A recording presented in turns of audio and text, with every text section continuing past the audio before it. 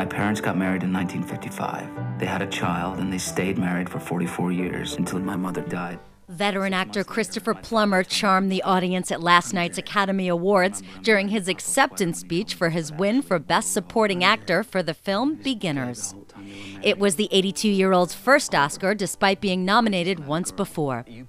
He graciously turned to the gold statuette and exclaimed, quote, "You're only 2 years older than me, darling. Where have you been all of my life?" End quote. Beginners is based on the true story of director Mike Mills's father, who announces after a long marriage that he is in fact gay and takes up with a young lover, all the while fighting terminal cancer. Christopher Plummer played Hal, the character based on Mills's dad, and he talked about what interested him in doing the film. It was so unusually sort of charming, touching, funny, sad. It had everything in it. It had extreme tender relationships. It was just filled with a marvelous conglomeration of heart and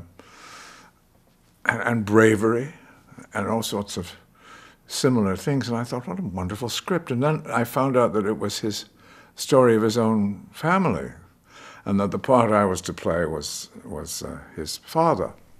So what does the title of the film, Beginners, mean? Everyone has to begin again. They've inherited qualities from him and the mother. But Ewan has to begin all over again. He has to form a relationship with a dog that his dad left behind, and he has to form a relationship with his young girlfriend, played wonderfully by Mélanie Laurent. And so that is why it's called Beginners, because everybody begins again. Plummer became the oldest person to win an Oscar, a title previously held by Jessica Tandy for Driving Miss Daisy.